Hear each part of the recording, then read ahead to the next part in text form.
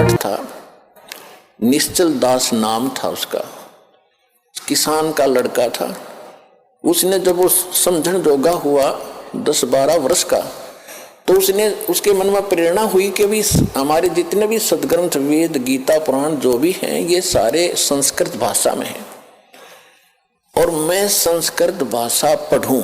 और ये और जो धर्म गुरु हैं ये तो स्वार्थवश इनको पैसे लेते हैं और अटपट में लगा रखा है। मैं सदग्रंथों को पढ़ूंगा, वास्तविक ज्ञान करा करके फिर सच्चा ज्ञान लोगों को बांटूंगा फ्री में। तो इस उद्देश्य से उसने बनारस काशी विद्यापीठ में प्रवेश पाना चाहा शिक्षार्थ। तो उसके सामने एक समस्या आ गई कि वहां केवल ब्राह्मण के लोग बच्चों को ही, ब्राह्मणों के बच्चों को ही प्रवेश मिलता था। उसके लिए गांव से नंबरदार होते थे, सरपंच नहीं होते थे, उनसे लिखवा कर ले जाना पड़ता था कि इस गांव का ब्राह्मण का पुत्र है, उसको प्रवेश मिलता था। तो उसने एक नंबरदार ऐसे ही अशिक्षित होते थे, उसने आप पे लिख लिया कि ये निश्चलदार पुत्र फलाना गांव कड़ौली और ब्राह्मण का बेटा है। उसके दस्तखत करा लिए, वो प्रवेश पा लिया। प्रत्येक कक्षा में प्रत्येक वर्ष सबसे टॉप में आवे, संस्कृत भाषा सीख ली, बहुत अच्छा। जब शिक्षा पूर्ण करके वो चलने लगा तो जो प्रिंसिपल था वहां का, बनारस का जो ब्राह्मण प्रिंसिपल था यानी मुख्य अध्यापक था, शिक्षक था, उसके एक कन्या विवाह के योग्य थी, युवती थी।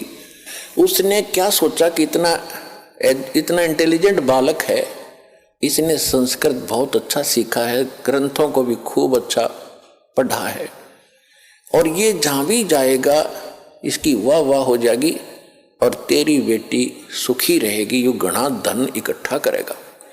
इसलिए उसने मन बना लिया कि इस बच्चे से अपनी बेटी को ब्याह दूं, विवाह कर दूं। जब वो निश्चल दास गया उसके पास, प्राचार्य के पास, प्रिंसिपल के पास कि हे गुरुदेव, आपकी कृपा से आपका बच्चा अपनी शिक्षा पूर्ण करके अब सेवार्थ जा रहा है, मुझे आशीर्वाद दो, मैं सफल हूं जिस उद्देश्य को लेकर आया हूं। तो उसने कहा कि बेटा फिर गुरु को कुछ दक्षिणा भी देते हैं, दक्षिणा दे। दक्षिणा लो जी, मेरे पास क्या है, मत लगा कि वचनबद्ध हो जा। अच्छा जी, वचनबद्ध हो जा, मैं अपनी लड़की का विवाह तेरे से करना चाहता हूं, तुझे करना पड़ेगा। अब यहां फंस गया निश्चल दास धर्म संकट में, क्योंकि ब्राह्मण लोग अन्य जाति से विवाह नहीं करते थे अपनी बच्चियों बेटा बेटियों का। अगर ऐसा उनको पता चल जाए तो वो हंगामा खड़ा कर देते। तो उसने सोचा ये घर अगर ऐसा हो गया तो गांव में ही विरोध होगा, फिर ये पूरा ग्रुप मेरा विरोध करेगा और बात बिगड़ जाएगी और मैं ग्रस्त आश्रम अपनाना नहीं चाहता। फिर उसने बताया गुरुदेव, चाहे मुझे सजा देना और चाहे कुछ भी कहना, मैं एक सच्ची बात बताता हूं, मैं ब्राह्मण नहीं हूं, मैं जाट का लड़का हूं, कड़ौली मेरा गांव है, आप पता कर सकते हो। मैं इस उद्देश्य से आया था कि मैं इस ज्ञान को फ्री बांटूंगा, ये ब्राह्मण लोग इसका मूल्य ले रहे हैं, मैं वो मूल्य नहीं लेना चाहता। तो इतना गुस्सा कर गया वो ब्राह्मण प्रिंसिपल, कहने लगा तो दुष्ट, तूने धर्म भ्रष्ट कर दिया, ये कर दिया, तेरी हिम्मत कैसे बन गई, यहाँ धोखा दे के हमारा ज्ञान चुरा लिया। अब वेद और गीता को तो ये रजिस्ट्री करा रहे थे, अपना नाम बै करा रखी थी नकलियों ने।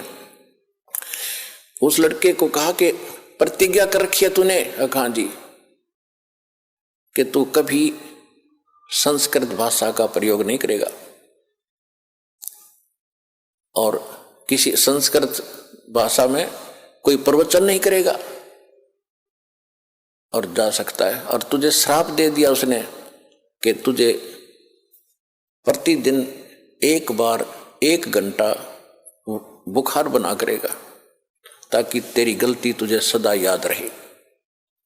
तो पुण्यात्माओं, देख उस दुष्ट आत्मा ने, अब ये ज्ञान की कमी, हम किसी को श्राप देते हैं क्योंकि पूर्व भक्ति का धन होता है, उसका श्राप भी फल जाता है। अब तो सारे नकली हो लिए, किसी श्राप फले ना किसी आशीर्वाद फले, खाली हैं सब।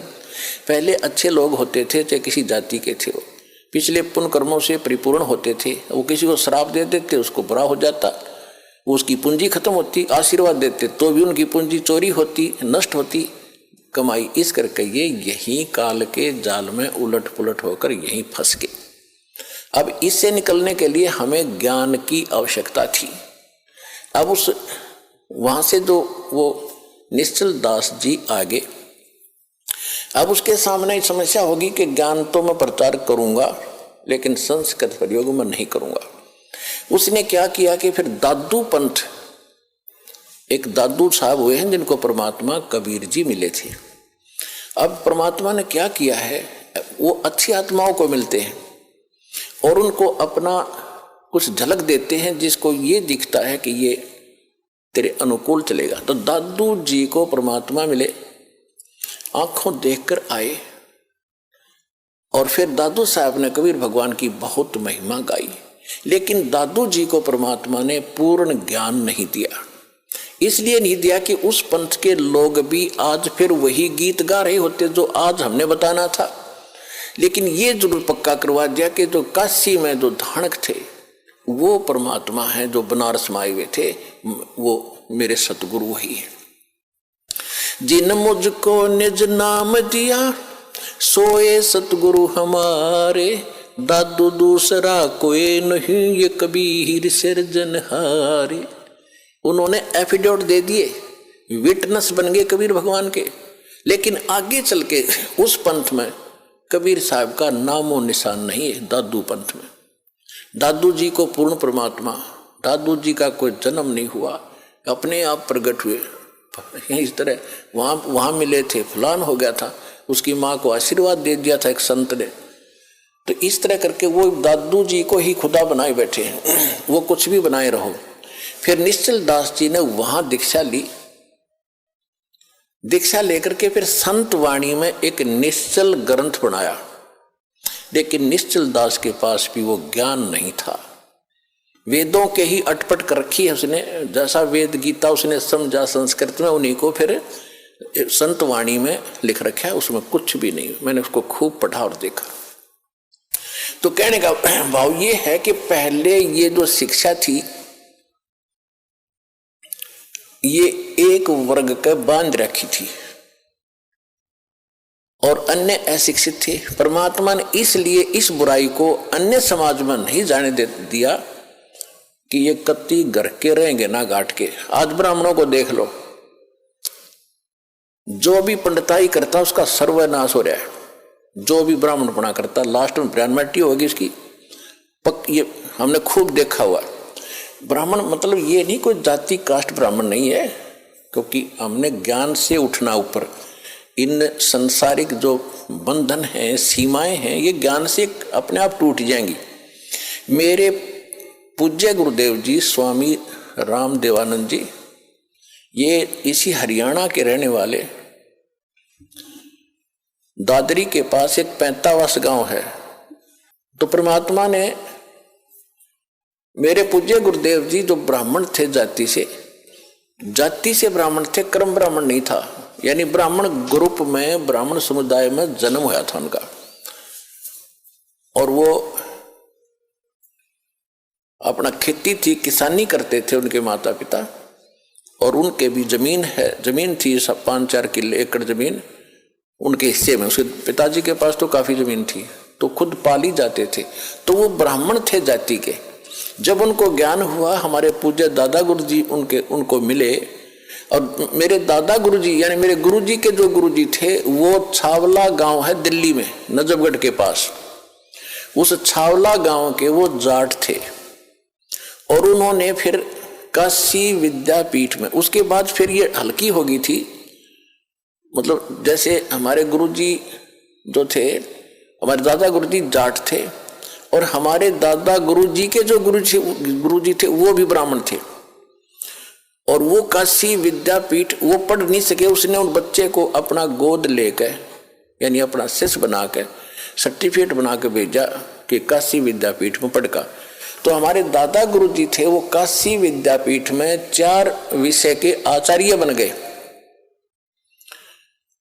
और उसके बाद फिर मेरे दादा गुरुजी को पंडित चिदानंद नाम था उनका, चिदानंद जी महाराज, उनको पंडित चिदानंद जी कहा जाने लगा क्योंकि वो 4 विषय में के आचार्य बन गए, 4 विषय के, 4 सब्जेक्ट के। और उनका एक गांव है, उनका गांव गोपालपुर, तहसील खरखोदा, जिला सोनीपत। गांव गोपालपुर में एक आश्रम है छोटा सा, उस पे लिखा हुआ है पंडित चिदानंद आश्रम गोपालपुर। दास उसको देख कर आया है। तो कहने का भाव यह है कि हमारे दादा गुरुजी जाट होते हुए पंडित कहलाए और मेरे पूज्य गुरुदेव जी ब्राह्मण होते हुए वो ब्राह्मण नहीं, एक संत कहलाए, स्वामी संत। तो ये जाति कर्म से है, अपनी जन्म जात से नहीं होती। जैसे आज कोई भी लड़का, जैसे हमने देखा एक जाट और जहां दास सर्विस करता था नहर विभाग में, वहां चिनाई का काम करता था, राजमिस्त्री कहलाता था, राजमिस्त्री। और गांव में भी उसने राजमिस्त्री कहते थे, जाट होते हुए भी। तो इसी प्रकार एक ब्राह्मण का लड़का दिल्ली में नाई की दुकान खोल रहा है, बार्बर, तो उसको राजेश बार्बर कहते हैं, जबकि वो पंडित है वर्ण से, लेकिन कर्म से वो बार्बर नाई कहलाता है। तो इसी प्रकार हमारी ये जातियां बनती चलेगी, ग्रुप बन गए। फिर क्योंकि पहले व्यवसाय परंपरागत होते थे और उसी परंपरा में विवाह होना इसलिए कंपलसरी था क्योंकि जैसे एक जाट की लड़की और कुम्हार का व्याधि, तो जाट का व्यवसाय कुछ और है और कुम्हार का कुछ और, वह जाते सारे बर्तन फोड़ेगी। और कुम्हार की लड़की कुम्हार के ब्याही जा तो उसको पहले ट्रेनिंग होती है उस काम की, वो ठीक जाते ही रलमिल हो जाती थी। इसलिए हमारा विवाह अपने वर्ण में ही अपने होना कंपलसरी था, अनिवार्य था उस समय। इसी तरह किसान की लड़की किसान के ब्याही जाती थी तो वो काम से पहले ट्रेंड होती थी, झगड़े ना बढ़ते, काम खराब नहीं होते थे। तो अब समय बदल गया है, व्यवसाय भी काफी बदल गया है। तो इसमें अगर इंटरकास्ट शादी होती है तो कोई दिक्कत नहीं, क्योंकि हम मनुष्य हैं, हम एक पिता के बच्चे हैं और हमारा एक ही उद्देश्य है, यहाँ से मोक्ष कराना और सतलोक जाना, वहाँ कोई झगड़ा ही कोई नहीं। तो इस प्रकार हमने इस काल के जाल को काटना है, हर तरह से इसको कंडम करना है, सच्चाई को ऊपर लाना है। तो इसलिए ये विद्या जो थी ये सीमित होकर रह गई।